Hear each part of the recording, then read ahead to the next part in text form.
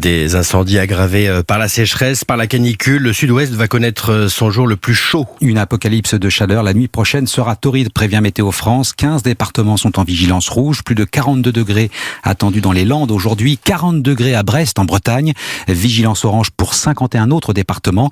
Les précautions sont toujours les mêmes. Se protéger et s'hydrater. À Strasbourg, les habitants l'ont bien compris. Les ventes d'eau explosent. Reportage Tatiana Gezelman.